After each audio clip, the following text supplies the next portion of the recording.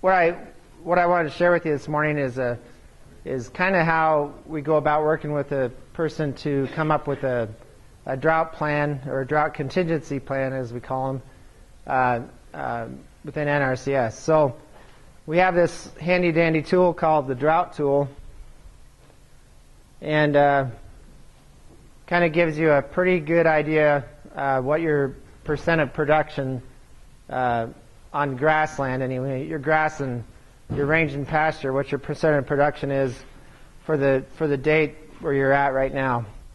And so I'll show you how to kind of get to that thing. This is our South Dakota homepage, and on the web. If you go up here to technical resources, and then over on the left there's quick links, and there's the South Dakota Drought Tool. Click on that, and then you can open it or save it. I recommend you just save it to your own computer, save it to your hard drive or whatever. It's an Excel file, Excel program, and I think it runs a lot better just off of a hard drive rather than trying to run it off the website. I think it will work either way, but I usually don't do it off the website. So anyway, once you get it and download it to or open it up on your computer, it looks something like this, and it's pretty basic. I'm going to just sit down. It's easier to run the computer. But basically, what you do is you choose your county. So let's. I'll just take Corson County for now, and then you choose the weather station that is closest to you, or the one that you like to use, whatever. And then you click on Next. What it takes just probably less than a minute, but what it does is goes out and it collects the precipitation data from High Plains Regional Climate Center and the South Dakota State climatology page.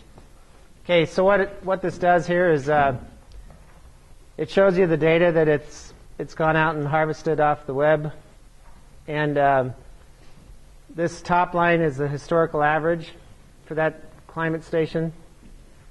So the yearly average is 16.43 for that McIntosh station.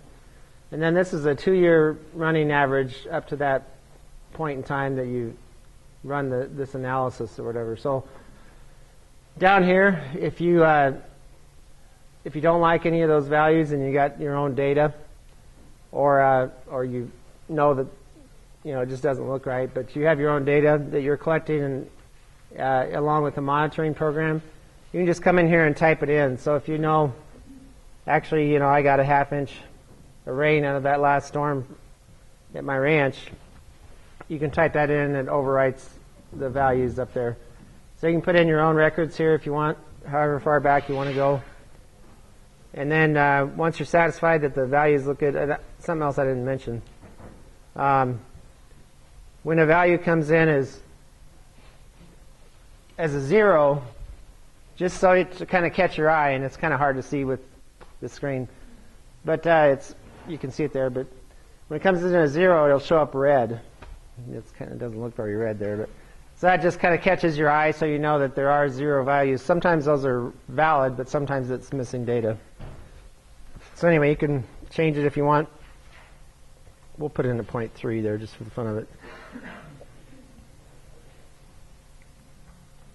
And then, so basically it's 1, 2, 3, and on the third page you have kind of an estimate of the percent of production. So this is saying for Corson County they're at 58.7% of normal production there for this point in time. And what it'll do is it gives you kind of a current status number, and then starting in November it'll start to show a prediction of the peak production.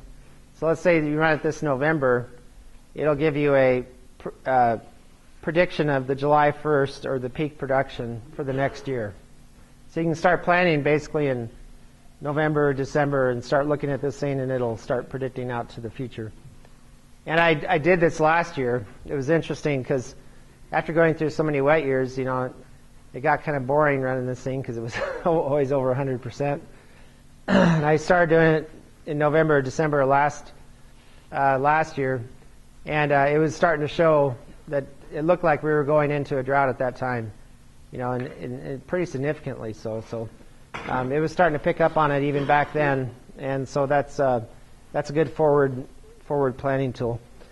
Then just to show you a couple other things real quick.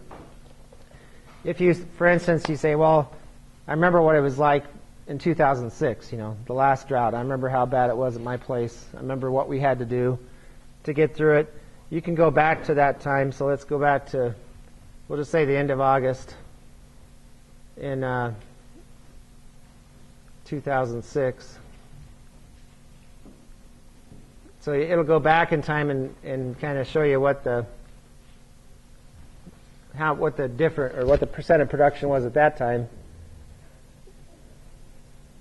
so you can compare. So as of 2006, or in 2006, it was 74% of normal, and now you're at 58. So that's quite a bit different. Then the last part of this is basically the drought plan itself. So you pick we'll try Gregory County here. So this is just the first part. Now here you see 3 zeros, 3 reds. I'm guessing that those June and August numbers are actual numbers, actual values. Even though they're 0, they're not missing data, they're actually 0. So in Gregory County, it's saying that right now they're 52% of normal, or average. The other thing I forgot to mention was it shows you a graph of the precipitation, but also the temperature.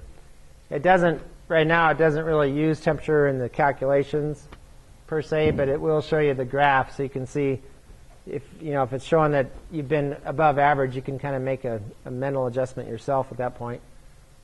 So it kind of shows you the data there.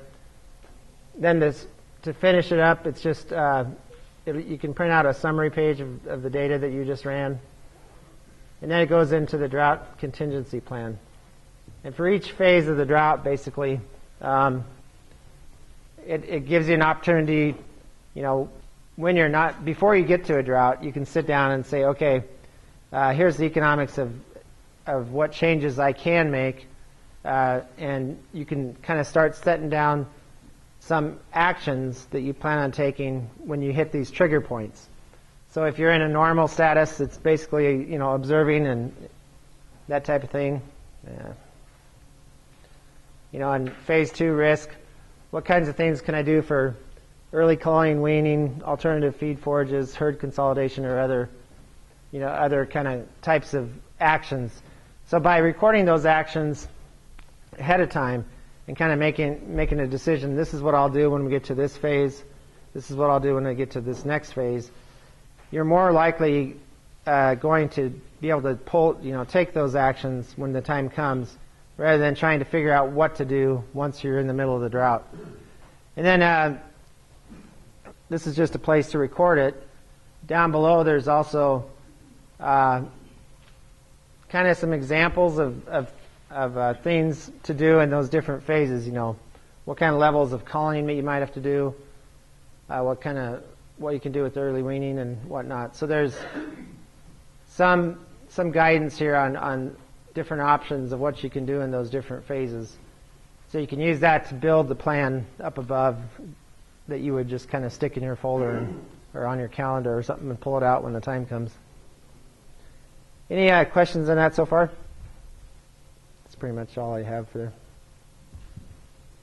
So this is just a tool to help you build your own drought plan, your own drought contingency plan. So when the time comes and the panic's setting in, like Dave showed on his hydrological cycle, I think he did show that, didn't he, or is that later? That might be, okay. Watch for it. It's coming. Anyway, when the panic sets in, then you'll have these decisions kind of laid out and figured out ahead of time, so it'll be a lot easier to make the decisions. All right. I wanted to just ask Dan to come up here and talk a little bit about some experiences he's had with drought planning and whatnot. That's where we start from. That's a good place to start from, is actually sitting down and thinking about it, writing it down on a piece of paper. What my drought plan isn't just mine, it's the ranch's drought plan, and everybody agrees with it, or took part in designing it, and how we, it's pretty simple. You know, it's first of all, it's having sustainable stocking rates. Second, it's destock at the right time when a drought comes. And so we have yearlings. We have a cow-calf yearling operation, and we normally sell them in August and September. And in 02, 04, and 06, and 08, we sold our yearlings in May. 08, I think it was more like July, but that was our first destock. And then we started selling, whittling away our cows. But getting it done quick enough made it possible when the drought was over to bring our stocking rate up again. The rotational grazing and things we did increased our stocking rate on the ranch, conservatively between 20 and 25%. And so when we went through those drought years, we backed off to what we used to do at season-long stocking rate, season-long grazing. And then we went through the last decade where dry year we destocked, kind of kept it that way the next year, started back up, got dry again, adjusted is a better way of putting it, our numbers. So that is it makes it so much easier if you have it written down. And now that we've gone through it the last decade, I'm not really too worried about it, because we've got a pile of hay. We've got, next year for the winter, next summer, we can sell our yearlings in January if we have to, and we can get through okay. And I know if we do it right, when we come back, our grass is going to snap back really fast.